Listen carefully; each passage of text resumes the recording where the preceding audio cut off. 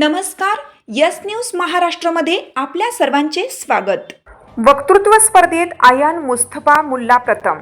पुण्यश्लोक राजमाता अहिल्यादेवी होळकर यांच्या 301व्या जयंतीनिमित्त राजमाता पुण्यश्लोक अहिल्यादेवी होळकर स्मारक जयंती उत्सव समिती सांगली यांच्या वतीनं आयोजित करण्यात आलेल्या वक्तृत्व स्पर्धेत वाळवा तालुक्यातील ऐतवडे बुद्रुक येथील आयान मुस्तफा मुल्ला यांनी मध्यम गटात इयत्ता 6वी ते 10वी प्रथम क्रमांक पटकावत उल्लेखनीय यश संपादन केलं. रघुवंश सोसायटी, शाहूनगर, विजयनगर, सांगली येथे झालेल्या या स्पर्धेत विद्यार्थ्यांनी अहिल्यादेवी होळकर यांच्या जीवन कार्यावर प्रभावी भाषणे सादर केली. स्पर्धेसाठी अहिल्याबाई होळकर यांची आदर्श शासन पद्धती, अहिल्याबाई होळकर लोककल्याणकारी राज्यकर्ता, स्त्री नेतृत्वाचा आदर्श अहिल्याबाई, अहिल्याबाईंचे धार्मिक आणि सामाजिक कार्य तसेच यशवंतराव होळकर स्वाभिमानी योद्धा हे विषय देण्यात आले होते. आयान यांनी उत्कृष्ट वक्तृत्व शैली विषयाचे सखोल ज्ञान आणि प्रभावी सादरीकरणाच्या जोरावर प्रथम क्रमांक पटकावला. याबद्दल त्याला प्रथम क्रमांकाचे पारितोषिक व प्रशस्तीपत्र प्रदान करून गौरवण्यात आलं. या यशाबद्दल सर्व स्तरातून त्यांचे अभिनंदन होत आहे. भविष्यातही तो विविध स्पर्धेमध्ये असेच यश संपादन करेल असा विश्वास व्यक्त करण्यात येत आहे. यावेळी आयानचे वडील मुस्तफा मुल्ला म्हणाले, आयान हा लहानपणापासूनच छत्रपती शिवाजी महाराज तसेच इतर महापुरुषांच्या विचारांनी प्रेरित आहे. त्यांच्या जीवनचरित्राचा सातत्याने अभ्यास करून तो विविध वक्तृत्व स्पर्धांमध्ये सहभागी होत असून अनेक पारितोषिके मिळवत आहे. त्याच्या या यशाचा आम्हाला आणि संपूर्ण परिवाराला अभिमान वाटतो. आयानच्या या यशामुळे ऐतवडे बुद्रुक गावासह संपूर्ण वाळवा तालुक्यातून त्याच्यावर अभिनंदनाचा वर्षा होत आहे. यस न्यूज महाराष्ट्रासाठी राजेश कांबळे. इतिहासात अनेक राजे झाले, अनेक योद्धे झाले, पण काही व्यक्तिमत्वे अशी असतात की त्यांचं नाव घेतात छाती अभिमानाने फुगते. कारण त्यांनी केवळ युद्ध जिंकले नाही तर स्वाभिमान जिंकला. यशवंतराव होळकर हे असेच एक व्यक्तिमत्व होते ज्यांनी संकटाला शरण जाण्यापेक्षा संघर्षाला कवटाळले, ज्यांनी परकीय सत्तेसमोर मान झुकवली नाही आणि म्हणूनच इतिहास त्यांना स्वाभिमानी योद्धा म्हणून ओळखतो. आणि हाच विषय मांडण्यासाठी या विचारपीठावरती उभा आहे.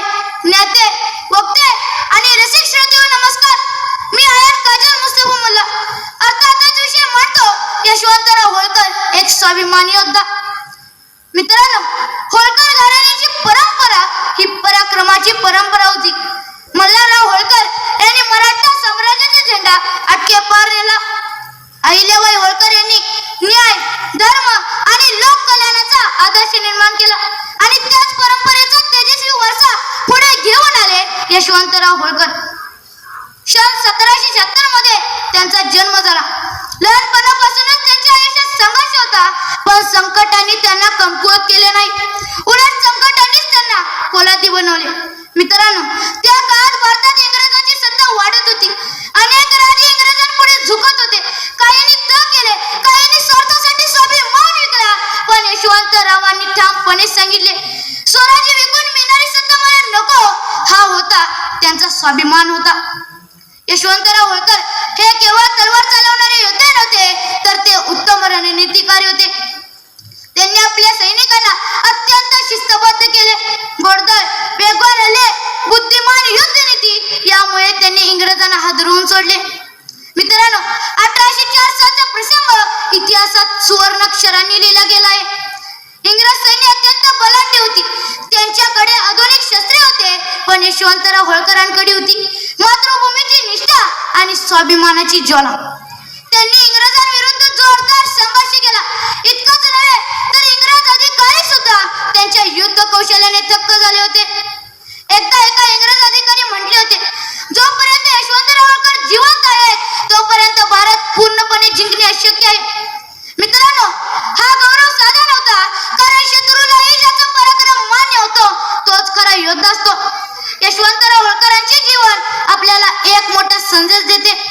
परिस्थिती कितीही कठीण असली तरी स्वाभिमान कधी विकायचा नसतो. आजच्या तरुणांनी त्यांच्या जीवनातून प्रेरणा घेण्याची गरज आहे. आज पैसा, पद आणि प्रसिद्धीसाठी अनेक जण आपल्या मूल्यांशी तडजोड करतात, पण यशवंतरावांनी शिकविले स्वाभिमानाशिवाय जगण्यात अर्थ नाही. मित्रांनो, त्यांच्या व्यक्तिमत्वात नेतृत्व होते.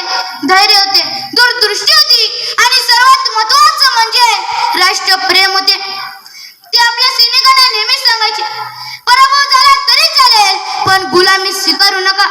ही वाक्य आजही अंगावर शार आणतात.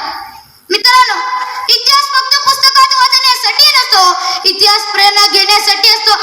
जर आपल्या खऱ्या अर्थाने स्वाभिमानी भारत घडवायचा असेल तर यशवंतराव होळकरांसारखे योद्धांचे विचार आपल्या जीवनात उतरावे लागतील. आज गरज आहे तलवारीची नाही तर विचारांच्या सामर्थ्याची, स्वार्थाची नाही तर स्वाभिमानाची.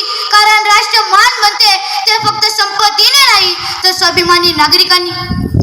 शेवटी या विचारपीठेची रजा घेताना इतकंच म्हणतो की स्वाभिमानाचा ज्वालामुखी रणांगणाचा होता तो कंटार, इंग्रजांच्या छातीत धडकी भरवणारा तो रणझुंजार, होळकरांच्या इतिहासातील तेजस्वी अभिमान, यशवंतरावांच्या पराक्रमाला माझा मानाचा मुद्रामान. मनपूर्वक धन्यवाद. आमची सात आमची यस न्यूज महाराष्ट्र चॅनलला लाईक करा व सबस्क्राईब करायला विसरू नका.